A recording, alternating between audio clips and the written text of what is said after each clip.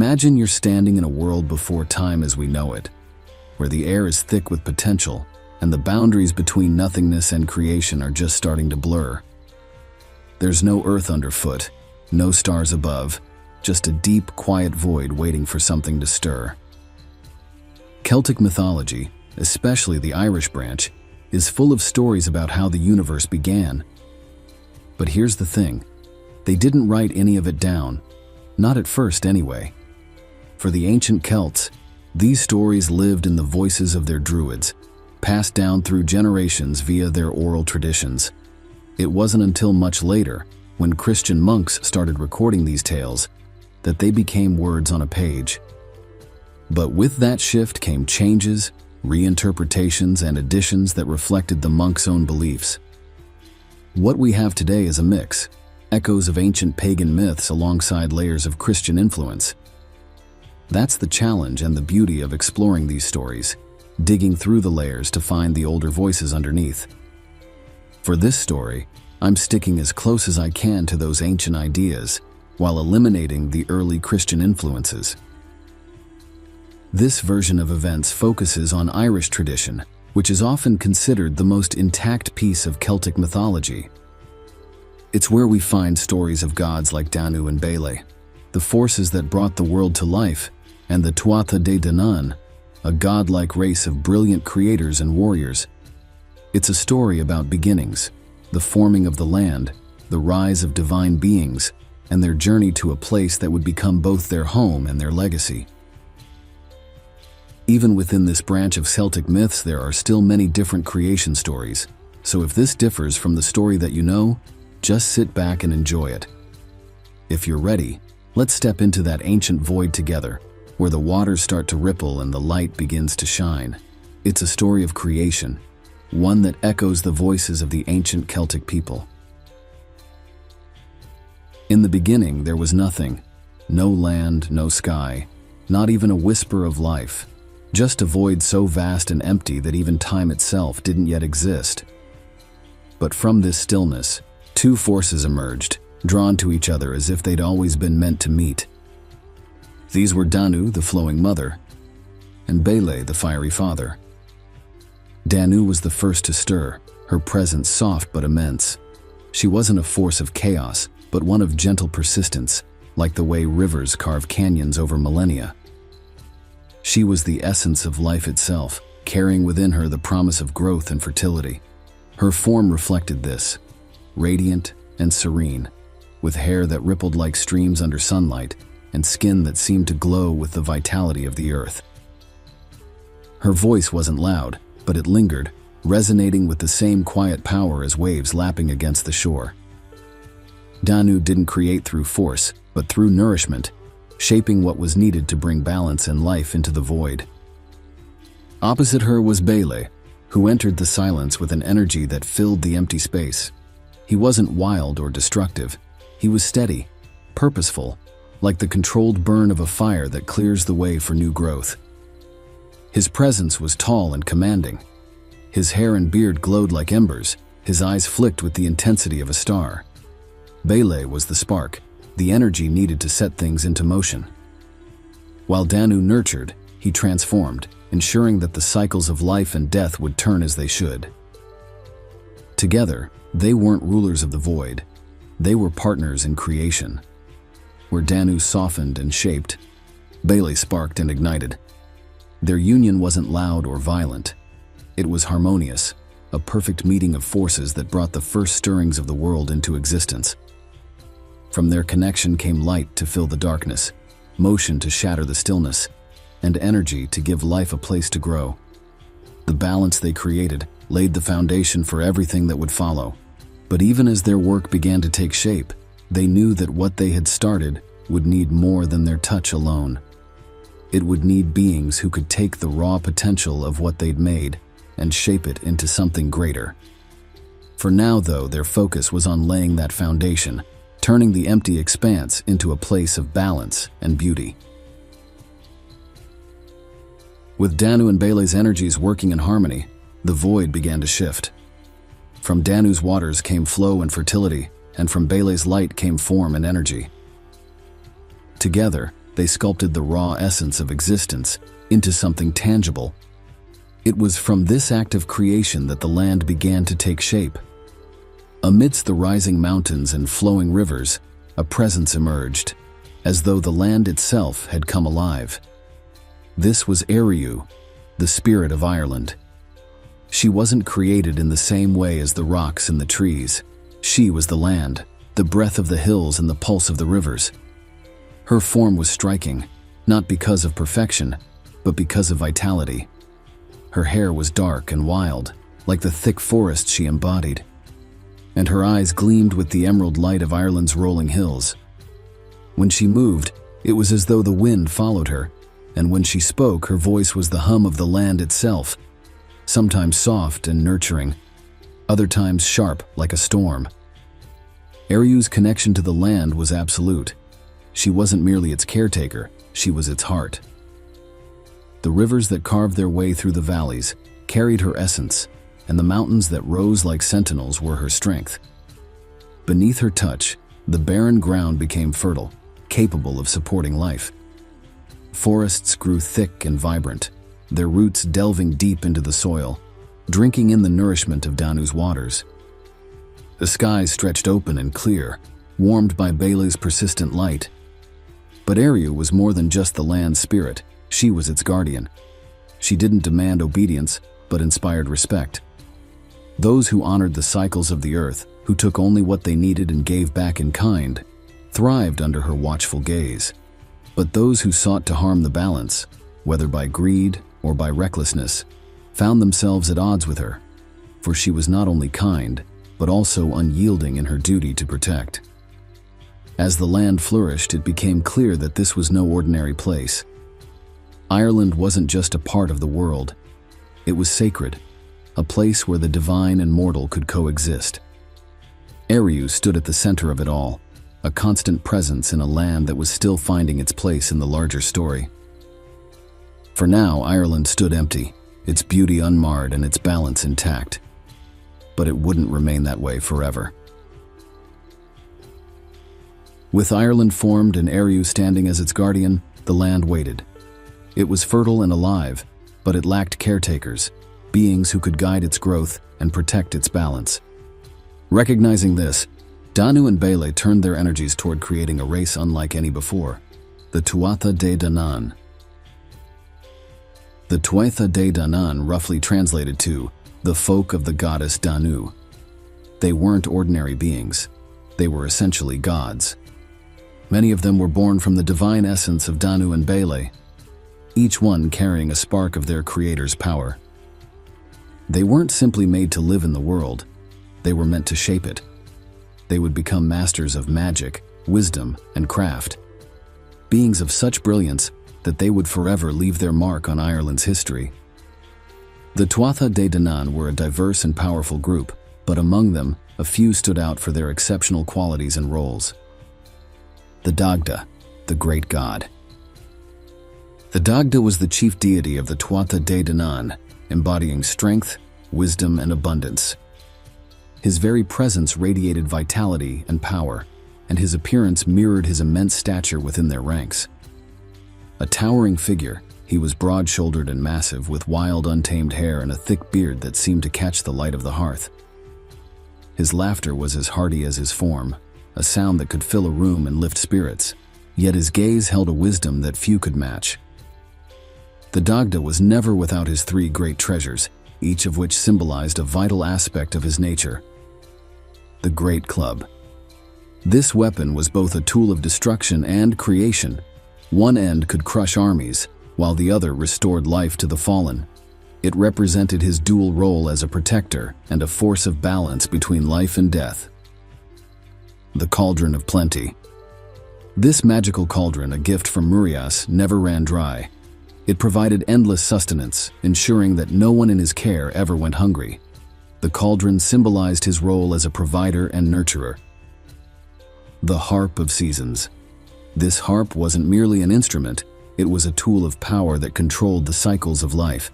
By playing its strings, the Dagda could summon the seasons, bringing warmth to winter's chill or calming the heat of summer. His responsibilities extended beyond the battlefield. He was a father figure, guiding the Tuatha De Danann through challenges and ensuring their survival. He wasn't just their physical protector, but their spiritual leader, bridging the practical and the mystical to keep the balance within their world. The Morrigan, the Great Queen. Where the Dagda embodied creation and balance, the Morrigan was the goddess of fate, war, and sovereignty. A figure of fierce beauty and overwhelming power, the Morrigan's presence was undeniable. She was often depicted with long, raven-black hair, pale skin, and eyes that gleamed with an almost otherworldly intensity. Her aura carried the weight of destiny, making her an imposing figure even among the gods. The Morrigan was a shapeshifter, frequently taking the form of a crow or raven. These forms allowed her to observe battlefields unseen or to serve as an omen, warning those who dared challenge the Tuatha De Danann. Her connection to war wasn't one of destruction for its own sake. She was a goddess who fought to protect the land's sovereignty and ensure the balance of power. The Morrigan could foresee the outcomes of battles, and her warnings carried the weight of inevitability. Her words often came in riddles, forcing her audience to confront their destinies with courage. On the battlefield, she was a force of nature, rallying warriors with her cries or spreading fear among their enemies. Her presence could turn the tide of war, either ensuring victory or sealing the fate of the doomed. She wasn't just a war goddess, she was also a guardian of the land itself. The Morrigan's approval, or disapproval, determined who was worthy to rule. Despite her fearsome reputation, the Morrigan wasn't a figure of unchecked chaos. She ensured that war, fate, and power served a purpose, aligning with the greater good of the Tuatha De Danann and the land they protected. Her relationship with the Dagda, often portrayed as a partnership of equals, underscored her central role in the pantheon as a force of balance and strength.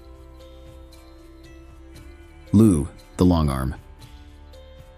Lugh was the embodiment of brilliance and versatility, earning his title, the Longarm, not only for his unmatched skill in combat, but also for the far-reaching scope of his talents. Youthful and radiant, Lugh was often described as tall and lithe, his golden hair gleaming like the sun. His presence was magnetic, inspiring admiration and confidence in all who followed him. Every movement he made seemed purposeful, reflecting the precision with which he approached every challenge. He was the god of all skills and mastery, excelling in arts, crafts, strategy, and warfare. A polymath whose talents spanned a wide range of disciplines. As a warrior, he was unmatched. His primary weapon was the Spear of Victory, a deadly and unerring weapon said to burn with such intensity that it had to be kept in a cauldron of water when not in use. The spear never missed its mark and symbolized his strategic mind and flawless execution in battle. Beyond his martial prowess, Lugh excelled in music, poetry, and craftsmanship. His artistry was as sharp as his spear, capable of lifting spirits and inspiring greatness. Lugh's tactical mind made him indispensable in times of war. He was a natural leader, able to see solutions to problems that others couldn't.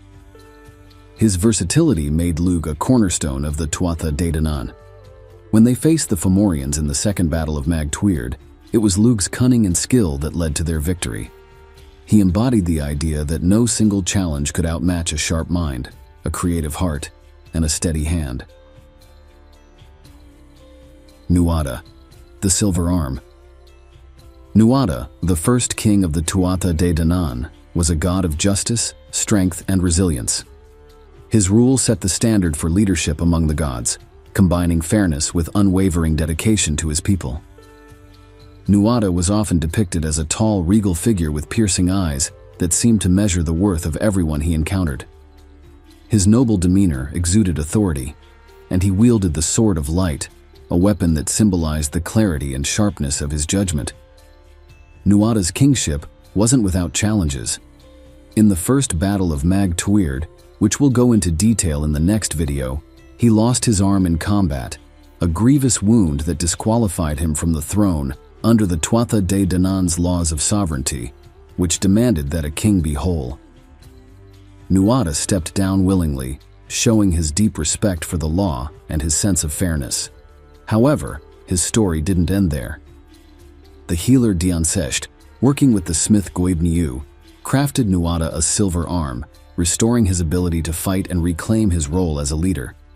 This arm, imbued with divine craftsmanship, became a symbol of resilience and transformation, showing that even in the face of loss, renewal was possible. When Nuada returned to the throne, he ruled with a renewed sense of purpose. His sword of light was not only a weapon of war, but also a tool of justice, used to uphold fairness and order among the Tuatha De Danann. Nuada's legacy as a king who balanced strength with compassion and wisdom endured long after his reign. Hey everyone, just a quick intermission here. I wanted to say thank you for watching this video. It really means a lot to me. Did you know that over 80% of you who are watching right now aren't subscribed to the channel? If you've enjoyed this content so far, it would be incredible if you could hit that subscribe button. It's a small gesture, but it really helps the channel grow and ensures that you won't miss any more of our fascinating stories we explore together. Also, if you're feeling generous, please give this video a thumbs up, leave a comment, and share with anyone else who may enjoy it. Your support really does make a difference and keeps the content coming. Thanks again, and let's get back to the story. Brigid, the Exalted One. Brigid was a goddess of protection, wisdom, poetry, and smithcraft, revered for her transformative power and her ability to bridge the practical and the mystical. She was often depicted with an ethereal beauty that radiated warmth and strength, her fiery red hair a symbol of her inner flame. Her eyes sparkled with the intensity of her creative spirit, and her voice carried a soothing, lyrical quality that could calm even the most troubled souls. Brigid's influence touched every aspect of life. As a protector, Brigid was unparalleled. Her touch could mend not only physical wounds but also soothe emotional and spiritual pain, offering comfort and renewal to those in need. Yet her healing powers extended far beyond the individual. She was a protector of entire communities, ensuring their well-being and fostering unity.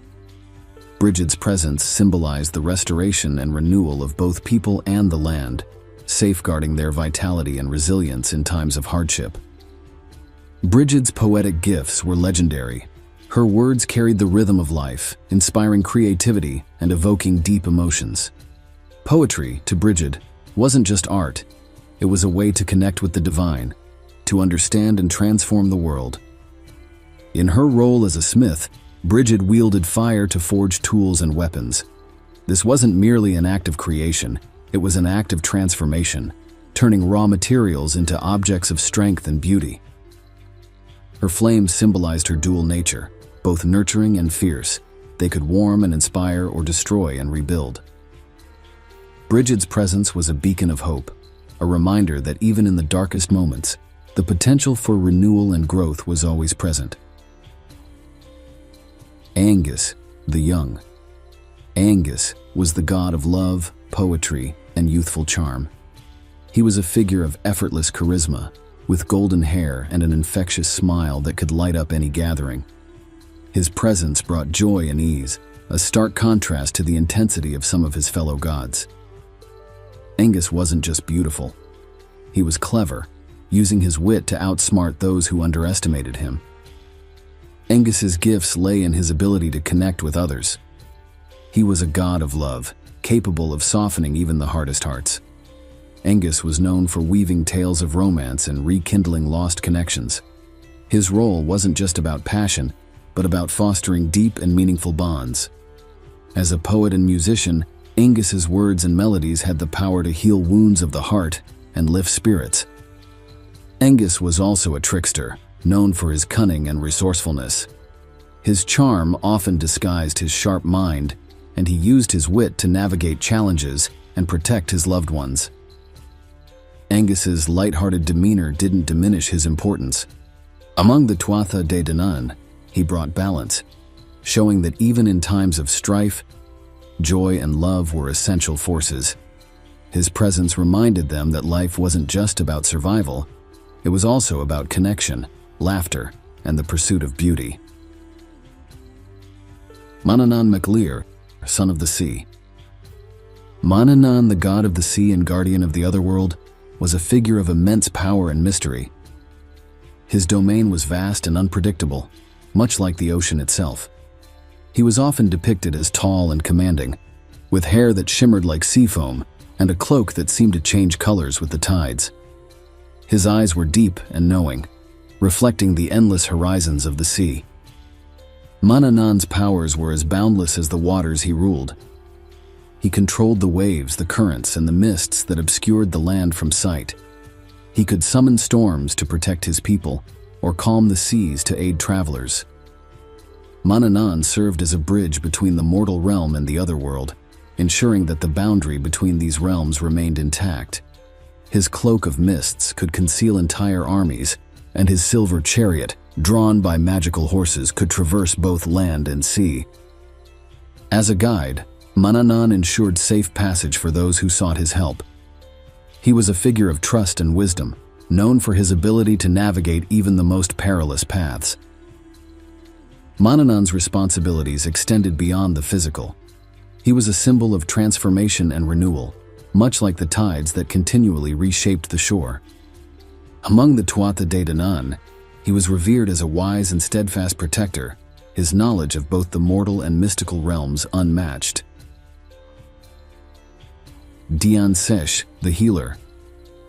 Dian Sesh was the god of healing, a figure of precision and unparalleled expertise.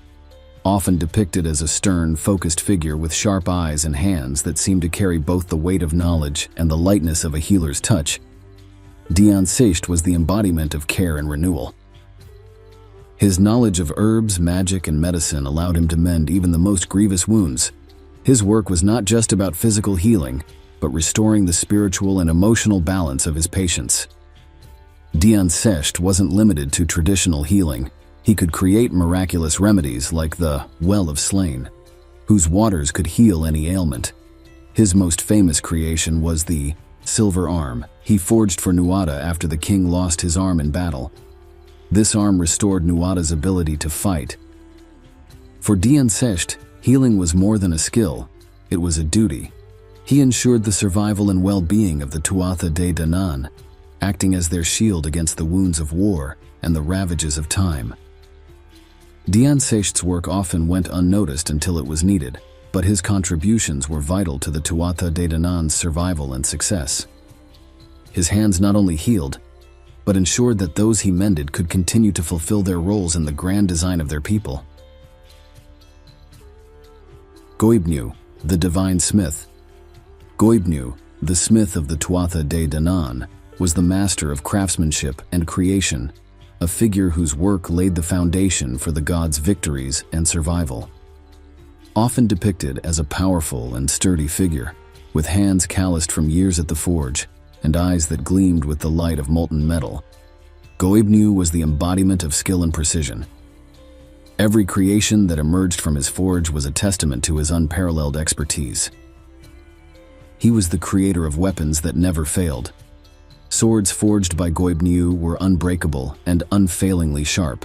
Spears always found their mark, and shields were impenetrable. His creations were more than tools, they were extensions of the god's power. Though known for his weapons, Goibniu was equally skilled in crafting objects of art and utility. His creations, from ornate tools to intricate jewelry, reflected his eye for detail and his understanding of the balance between form and function. Goibniu also played a role in ensuring the health and vitality of the Tuatha De Danann. He was the keeper of a sacred brew, a divine ale that granted immortality or vitality to those who drank it. At the heart of Goibniu's role was his forge, a place of transformation where raw materials were shaped into objects of power and beauty. The gods relied on his creations not just for protection, but for inspiration, as his work embodied the ingenuity and strength of the Tuatha De Danann. Goibniu's skill ensured that his people were always equipped to face the challenges of war, creation, and governance. Though these were the most prominent, the Tuatha De Danann were a vast and varied pantheon, each member contributing to the balance and prosperity of their divine family. Together, they were a reflection of the natural and spiritual forces that Danu and Bele had set in motion. They weren't perfect, but they were extraordinary, their strengths and flaws making them both relatable and awe-inspiring.